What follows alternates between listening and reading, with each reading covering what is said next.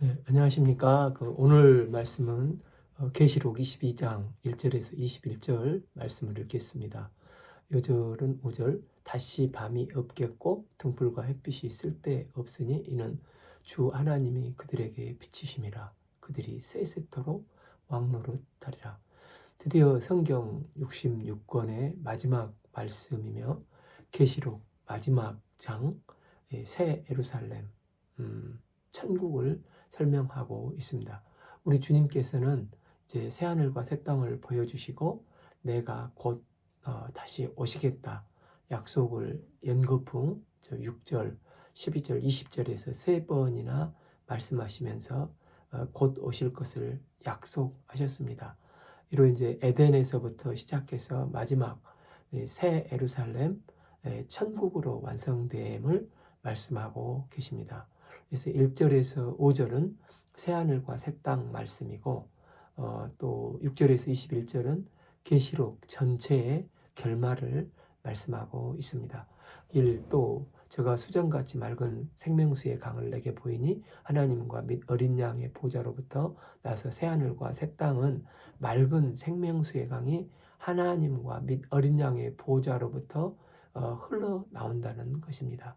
이 말씀은 그 에스겔서 47장에서 하나님께서 에스겔에게 보여준 환상의 장면입니다.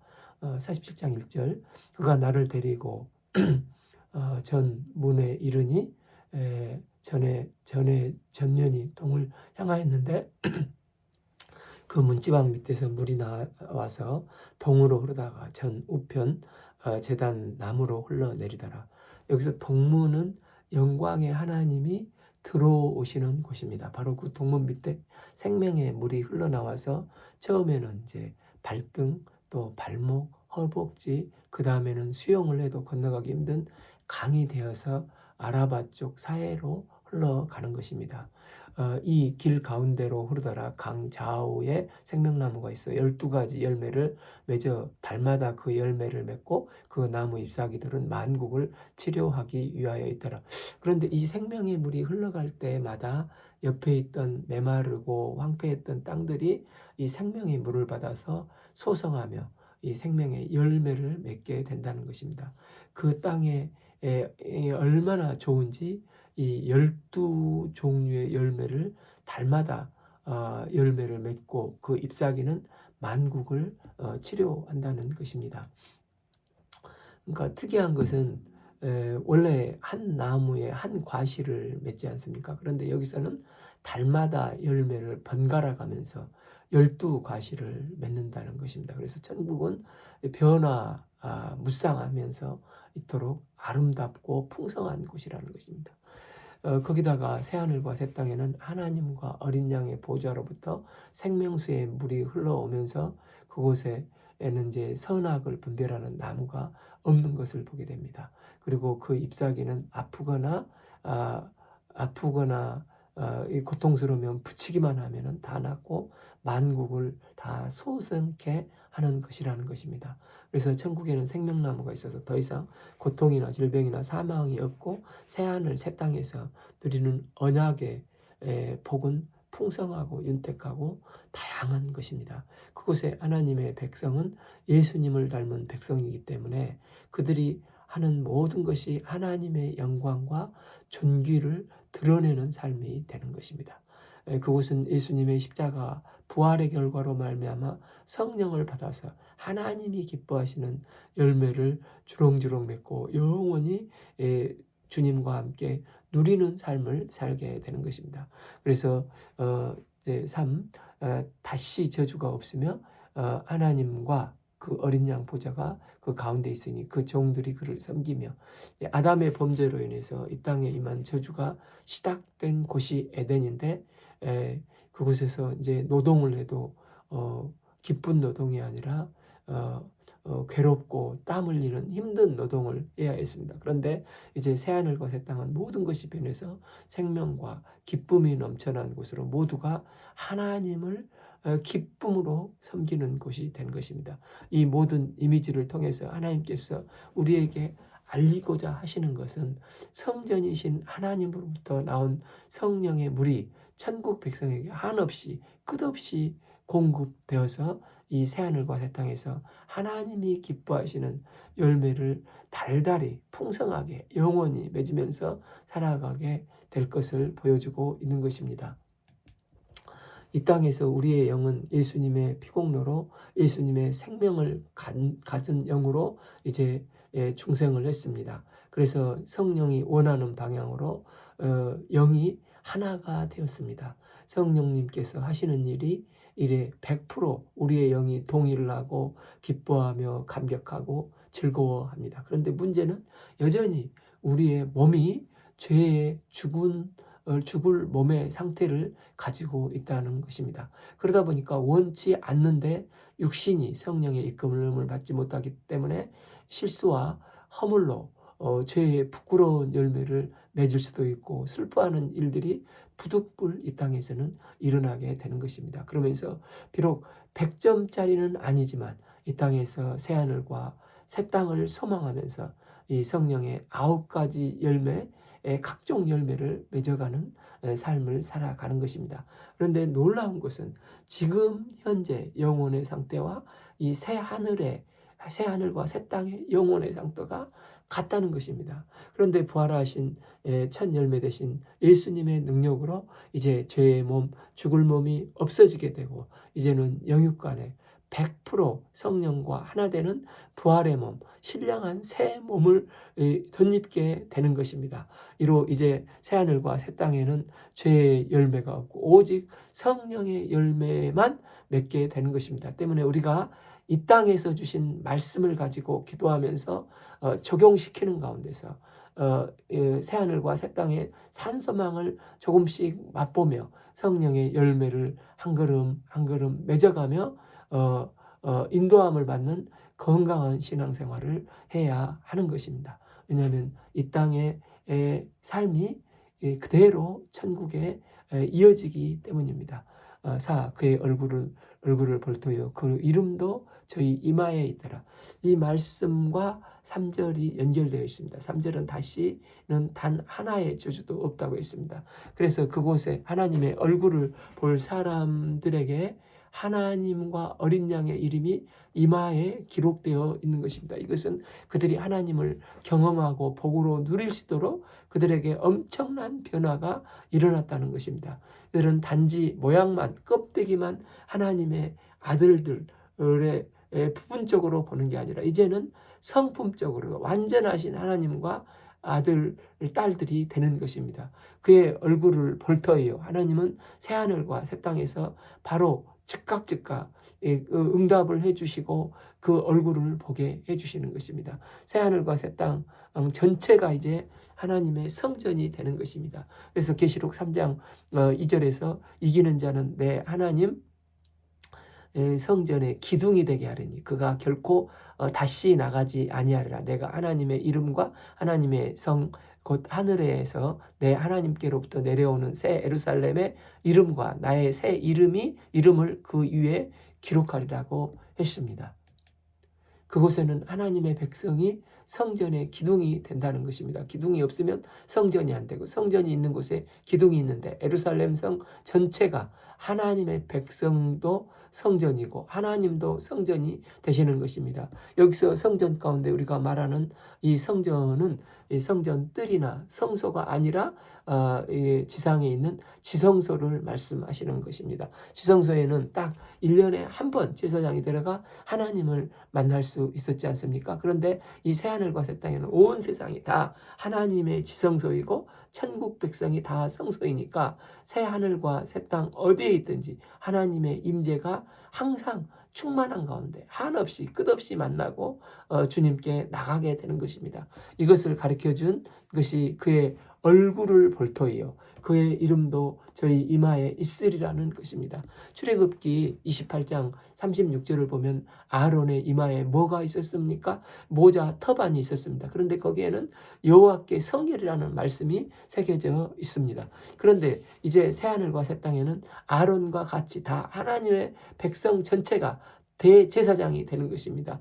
구약에서는 1년에 한 번 딱 들어갈 수 있었는데 이제 새하늘과 새 땅에는 매 순간 하나님의 임재와 영광과 존귀함에 나갈 수 있는 것입니다. 그래서 계시록 14장 1절 또 내가 보니 보라 어린 양이 시온산에 섰고 그와 함께 14만 4천이 있었는데 그 이마에는 어린 양의 이름과 그 아버지의 이름을 쓴 것이 이로다. 어린 양의 피로 구속함을 받은 백성들은 21장 7절에서 봤듯이 이기는 자는 그것들을 유업으로 얻게 되고 나는 저의 하나님이 되고 그는 내 아들이 되리라 말씀하셨습니다. 그래서 새하늘과 새 땅에서는 하나님의 아들로서 다 대제사장이 되는 것입니다. 예수님은 지상에서 십자가 부활의 구속의 복음을 완성하시고 천상의 대제사장이요 선지자요 왕이 되셔서 우리의 구원을 온전히 완성하기까지 기도하고 사역하고 계십니다. 그런데 이제 마침내 새하늘과 새 땅에서 이 예수님 때문에 성도가 선지자요 제사장이요 왕이 되어서 참 아담의 상실한 영광스럽고 존귀한 직분을 얻어서 이제 영원히 그 직분을 따라 주님을 찬양하며 주님께서 주시는 복과 은혜를 누리며 살게 되는 것입니다. 계시록 1장 6절 그 아버지 하나님을 위하여 우리를 나라와 제사장으로 삼으신 그에게 영광과 능력이 세세토록 있기를 원하노라. 아멘 했습니다. 또한 계시록 5장 10절 저희로 우리 하나님 앞에서 나라와 제사장을 삼으셨으니 저희가 땅에서 왕노릇하리라 하셨습니다. 여기서 말하는 땅은 옛 땅도 포함하고 있고 새 땅도 포함하고 있습니다. 21장 24절 만국이 그 빛 가운데로 다니고 땅의 왕들이 자기 영광을 가지고 그리로 들어오리라. 그래서 여기서 땅의 왕들은 17장 2절이나 18장 3절에서 말하는 예수 안 믿는 땅의 임금 왕들이 아니라 천국 백성을 말하고 있는 것입니다. 우리는 다만 예수님 때문에 그 은혜를 힘입어서 영광으로 나가게 된 것입니다. 이로 다시는 밤이 없겠고 등불과 햇빛이 쓸 데가 없고 이는 주 하나님이 그들에게 빛이시기 때문에 그들이 세세토록 왕노릇을 하게 된다는 것입니다. 우리는 현재 지상에서 불완전하게 선지자 역할을 하고 제사장 역할을 하고 또 왕 역할을 합니다. 그래서 왕 같고 제사장 같고 선지자 같다는 게 느껴지지 실감이 안 날 수가 있습니다. 그러나 새하늘과 새 땅에서는 영광 중에 모든 사람이 완전하게 선지자, 제사장, 왕이 되는 것입니다. C.S. 루이스는 불신자였다가 갑자기 예수님을 영접하고 많은 글을 남겼지 않습니까? 그래서 어떤 기자가 당신은 어떻게 어느 날 갑자기 변화되어 예수님을 이렇게 자랑을 합니까? 라고 물었습니다. 그가 예수님을 믿는 것은 그때 태양이 존재하고 있다는 것을 믿는 것과 같은데 단지 태양의 존재만을 믿는 게 아니라 태양을 통해서 모든 것을 보기 때문이라고 했습니다. 즉 예수님을 믿는 것은 예수님을 믿는 것으로 끝나는 게 아니라 예수님의 눈으로 모든 것을 보기 때문에 예수님을 믿는다는 것입니다.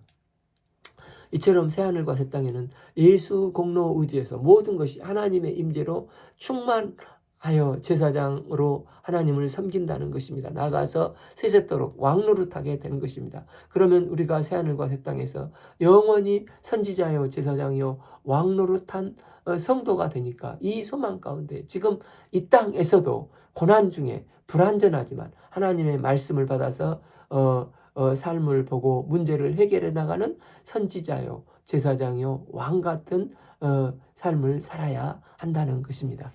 6. 또 그가 내게 말하기를 이 말은 신실하고 참된지라 주 곧 선지자들의 영의 하나님이 그의 종들에게 결코 속히 될 일을 보이시려고 그의 천사를 보내셨도다.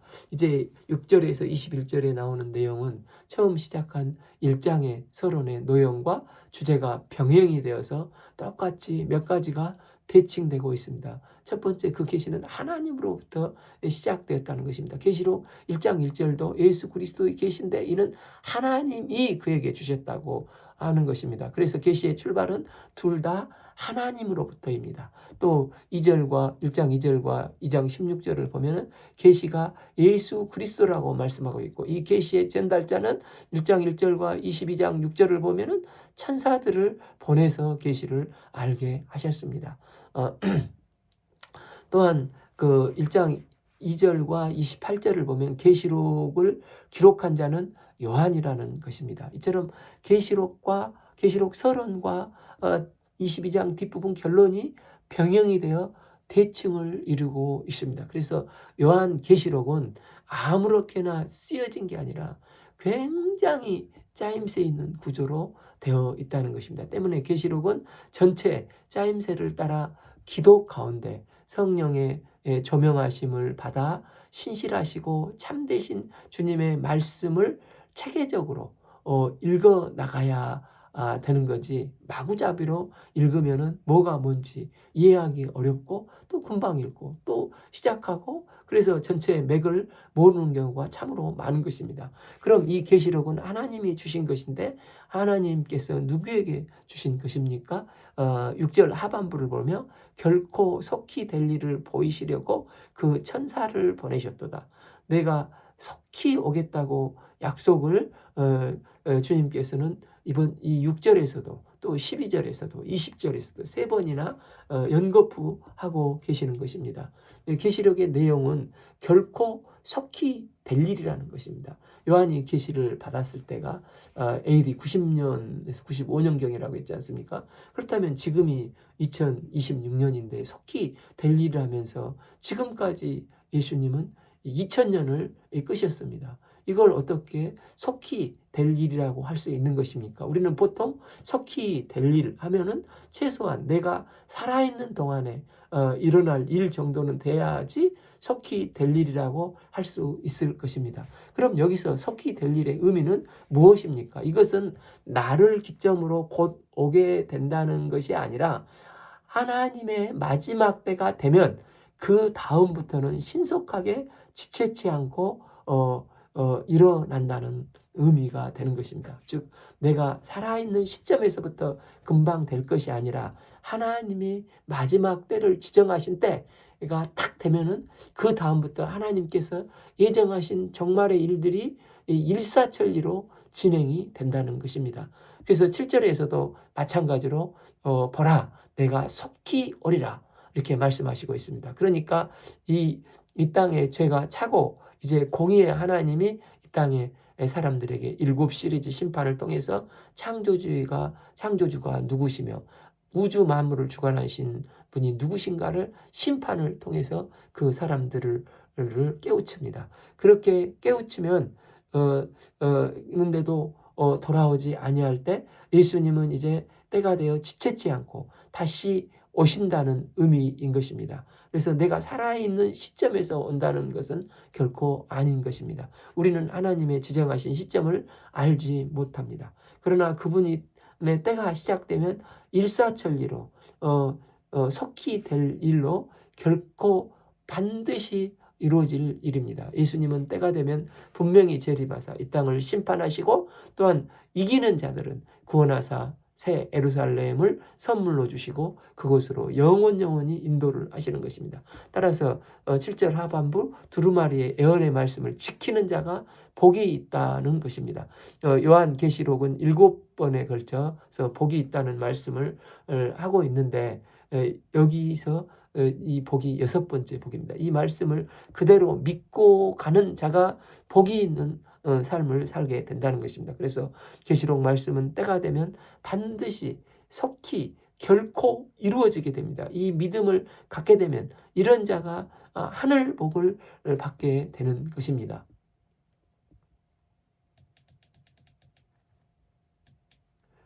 8 이것들을 보고 들은 자는 나 요한이니 내가 듣고 볼 때 이 일을 내게 보던 천사의 발 앞에 경배하려고 엎드렸더니 9 내가 그 말하는 날을 너와 내 형제 선지자들과 또 이 두루마리의 말을 지키는 자들과 함께 된 종이니 그러지 말고 하나님께 경배하더라. 그러니까 21장 22장에 서게 된 새하늘과 새 땅은 너무너무 놀랍고 존귀하고 위대하기 때문에 그것을 소개한 천사를 요한은 또 자기도 모르게 경배하려고 했습니다. 얼마나 감격했으면 그렇게 했겠습니까만 그러나 경배는 오직 하나님 한 분께 해야 하는 것입니다. 중간에 끼지 말라는 것입니다. 목사도 어떤 누구도 천사까지도 끼면 결코 안 되는 것입니다. 10또 내게 이르되 이 두루마리의 예언의 말씀을 임봉하지 말라.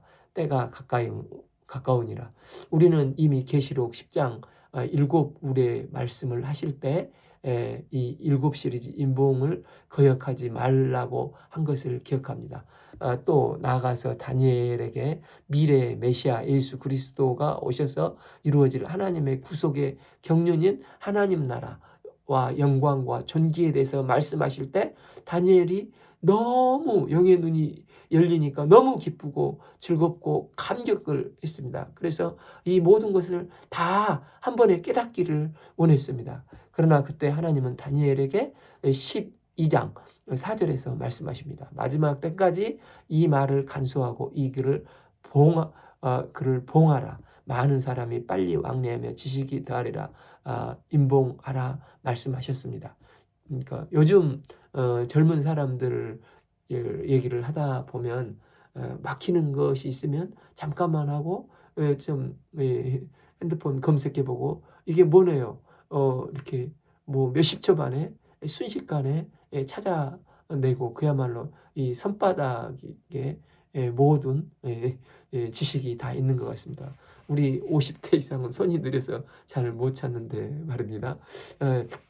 이것을 다니엘이 BC 500여 년 전에 마지막 때가 되면 사람들이 빨리 왕래하고 지식이 더한다는 것을 알았습니다. 그런데 한참 뒤에 일어날 일인데 그런 시대가 올 때까지는 이 봉함을 해서 때가 되어서 그 말씀을 깨달을 만할 때 다시 개봉될 거라고 말씀을 하시는 것입니다. 바로 이것이 지금 소아시아 7개에 주어진 교회에 주어진 현실인 것입니다. 계시록 5장을 보면 이 봉해진 이 결정적인 사건이 7인으로 쳐져 있는데 그 두루마리를 피 흘려 죽으셨다가 살아나신 어린 양 되신 예수 그리스도께서 하나하나 떼면서 하늘과 땅의 모든 비밀을 다 알려주셨습니다. 10절 또 내게 말하되 이 두루마리의 예언의 말씀을 임봉하지 말라. 때가 가까우니라. 어디에 감추어 놓지 말라. 이 예언의 말씀은 이제 임봉하지 말라. 때가 가깝다면서 열어주신 말씀을 붙잡고 살아야 한다는 것입니다. 11 불의를 행하는 자는 그대로 불의를 행하고 더러운 자는 그대로 더럽고 의로운 자는 그대로 의를 행하고 거룩한 자는 그대로 거룩하게 하라. 이 말씀은 받아 지키는 자가 되든지 아니면 이 말씀을 거부한 자가 되든지 둘 중 하나 예스 노라는 것입니다. 그런데 그 결과가 어떻게 되는 것입니까? 성경 말씀을 거부한 자는 말씀이 설 자리가 없고 그 마음판의 중심에 하나님의 말씀이 들어갈 자리가 없는 것입니다. 그러나 의로운 자는 말씀을 깨닫는 자로 그 말씀에 민감하게 반응을 해서 어린 양의 피로 자신의 더러운 행위를 씻고 성령의 능력을 힘입어서 거룩하게 하나님께 나가려고 하는 자입니다. 이렇게 하다 보면 우리는 주님께서 약속하신 그날에 반드시 오게 된다는 것입니다. 그래서 12절에도 보라 내가 속히 오리니 내가 줄 상이 내게 있어 각각 사람에게 그 행한 대로 갚아주리라고 했습니다. 그러니까 그날에는 불신자의 심판에 있어서도 또 믿는 성도의 구원에 있어서도 주님은 행한 대로 그대로 다 갚아주신다는 것입니다. 그러면서 13절 나는 알파와 오메가요 처음이요 마지막이요 시작과 마침이라. 계시록 1장에서 이 말씀을 소개할 때 전능하신 아버지 하나님께 적용을 했습니다. 그런데 본문에 와서는 천사를 보내어 모든 것을 알리시는 아들 예수님께 적용이 되고 있습니다. 이것은 하나님의 아들 예수 그리스도 안에서만 새로운 시작이 있고 과정이 있고 제대로 된 완성이 있다는 것입니다. 역사의 모든 시작과 끝은 이 삼위의 하나님 안에 있는 것입니다. 그래서 이 두루마리의 말씀에 어떻게 반응을 하는가가 이 두 가지로 이게 구분이 되어 나오는 것입니다. 첫째는 봤지만 두루마리 말씀을 믿음으로 반응한 자들입니다. 말씀을 받아들이는 자들은 의에서 의로, 거룩해서 거룩으로, 영광에서 영광으로 끊임없이 나아가게 되어서 영원한 생명을 누리게 되는 것입니다. 그래서 14절 자기 두루마리를 빠는 자들은 복이 있나니 이들은 그들이 생명나무에 나가며 문들을 통하여 성에 들어갈 권세를 받으려 함이로다. 두루마리에 빠는 자들이 믿음으로 반응한 자들입니다. 예수님은 친히 보혈의 피로 우리를 깨끗게 하시고 세마포 두루마리를 입혀주셨습니다. 그런데 우리는 이 땅에서 두루마리를 입고 살다가 또 넘어지고 더러워지고 때가 묻습니다. 때문에 우리는 이 두루마리를 이 때 묻은 것을 볼 때마다 있는 모습 그대로 예수 십자가 앞에 나가서 이 두루마리를 수시로 빨아야 하는 것입니다. 그래서 앞 7절에서 기록된 말씀 보라 내가 속히 오리니 이 두루마리의 예언의 말씀을 지키는 자가 복이 있다는 것입니다. 그런데 이제 우리 주님이 주신 의의 두루마리를 수시로 빨아 회개하라 이렇게 빠는 자가 복이 있는 것입니다. 세례 요한은 복음서를 시작할 때 회개하라 천국이 가까웠느니라 증거했습니다. 그래서 이제 그 길을 예비하신 예수님께서 공생애를 시작하실 때도 회개하라 천국이 가까웠느라 회개의 말씀부터 시작하셨습니다. 회개하는 삶이 예수님의 보혈로 두루마리를 깨끗이 빨고 생명나무에 들어가 생명나무의 열매를 따먹고 영생할 수 있는 대로 나가게 된다는 것입니다. 14비 그들의 생명나무에 나가면 문들을 통하여 성에 들어갈 권세를 받으려 함이라. 이 생명나무에 나간다는 것은 생명의 열매를 따먹고 영생할 수 있는 대로 나갈 수 있게 된다는 것입니다. 문들을 통하여 성에 들어갈 권세를 받았다는 것은 우리 하나님께서 우리를 위해서 예비하신 새 예루살렘인 천국에 들어갈 권세를 받았다는 것입니다. 그러니까 영생을 얻고 천국에 들어갈 권세를 얻는 자는 이 두루마리를 늘 빠는 삶을 사는 자라는 것입니다. 그래서 우리 신앙생활에 있어서 천국에 들어갈 조건은 내가 의를 행하고 율법을 행하는 게 사실 그것은 100% 행할 자가 없지 않습니까? 그래서 잘못했으면 주의 보혈을 의지해서 주공로를 의지해서 있는 모습 그대로 그때마다 나와서 회개하고 빠는 것입니다. 바로 이런 자들이 생명책에 기록되어 있는 자들로 이기는 자 복 있는 자가 되는 것입니다. 이것이 새하늘과 새 땅에 들어가고 영광스럽고 존귀한 성도의 삶이 되는 것입니다. 그래서 성경 말씀은 은혜의 복음이 되는 것입니다. 그런데 이 중요한 사실을 안 믿는 자들은 또 다른 사람들은 어떻게 되는 것입니까? 이 두루마리의 말씀을 안 믿는 이들은 거역한 자들입니다. 15개들과 점술가들과 음행하는 자들과 살인하는 자들과 우상숭배하는 자들과 거짓말을 좋아하는 지어내는 자는 다 성 밖에 있으리라. 신약 성경의 개들은 보통 이방인을 가리키나 행함을 강조하며 믿음의 성도들을 미혹하는 유대 율법주의자들을 가리킵니다. 점술가들은 우상숭배와 관련된 자들입니다. 행음하는 자들은 성적으로 물랑하는 자들이요 살인하는 자들은 예수 믿는 자들을 핍박하고 심지어 죽이는 자들입니다. 거짓말을 좋아하고 지어낸다는 것은 진리를 배척하고 두루마리 말씀을 거부하는 것으로 이제 뒤에 그 18절 19절 말씀처럼 진리를 배척하고 진리의 말씀을 임의로 더하거나 빼서 세상의 말과 세상의 철학과 동일하게 말씀을 격화시켜서 장사를 하는 자들이라는 것입니다. 그게 바로 바벨론의 음녀입니다. 이런 자들은 구원을 못 받고 결국 성 밖에 쫓겨나서 유황불에 던져지게 되는 것입니다. 이 예수님은 어떤 분이십니까? 16 나 예수는 교회들을 위하여 내 사자를 보내어 그것을 너희에게 증언하게 하였노라. 나는 다윗의 뿌리요 자손이니 곧 광명한 새벽별이라.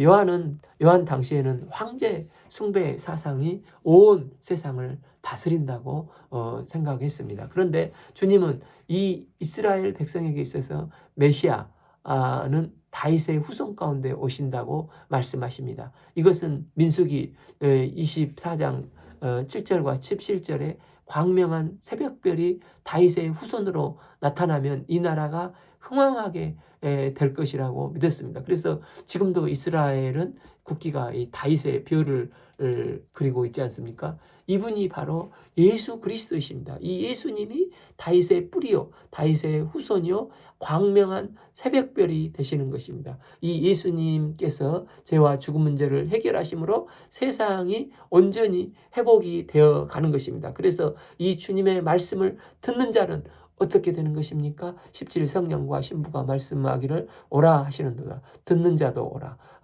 할 것이요, 목마른 자도 오라 할 것이요, 또 원하는 자도 값없이 생명수를 받으라 하시더라. 목마른 자, 원하는 자, 다 누구든지 예수님께 나가기만 하면 생명수를 거저 주신다는 것입니다. 이 예수님의 음성을 듣고 주님께 나아가는 자가 바로 복이 있는 자가 되는 것입니다. 18 내가 두루마리의 예언의 말씀을 듣는 사람 중에 증언하니 만일 누구든지 이것들 외에 더하면 하나님이 이 두루마리에 기록된 재앙들을 그에게 더할 것이요. 19 만일 누구든지 이 두루마리의 예언의 말씀을 제하여 버리면 하나님이 이 두루마리에 기록된 생명나무 및 거룩한 성에 참여함을 제하여 버리라. 하나님은 왜 이렇게 가감하는 것에 대해서 분명히 말씀을 하시는 것입니까? 이 예언의 말씀을 하시는 대로 반드시 이루어지기 때문에 그것을 더해서도 안 되고 있는 것을 빼서도 안 되고 그대로 그 말씀을 지키고 살아야 하는 것입니다. 그래서 신명기 12장 32절 내가 너희에게 명하는 이 모든 말을 너희는 지켜 행하고 이것을 가감하지 말라 말씀하셨습니다. 이 말씀을 더하거나 빼거나 해서 왜곡해서는 안 되는 것입니다. 그래서 루터가 말한 것처럼 성경이 가는 데까지만 가고 서는 데에서 우리는 서야 하는 것입니다. 말씀 위에 가감을 하면 저주가 임할 것입니다. 말씀을 덧붙이는 자들은 이단이요, 적 그리스도요, 거짓 교사들입니다. 우리는 성경에 기록된 것만 말을 해야 됩니다. 하와가 말을 덧붙이거나 뺐을 때 결국은 사탄의 유혹에 넘어가지 않습니까? 20절 이것들을 증언하기로 이가 이르시되 내가 진실로 속히 오리라 하거늘 아멘 주 예수의 옷이 없어서 21 주 예수의 은혜가 모든 자들에게 있을지어다 아멘.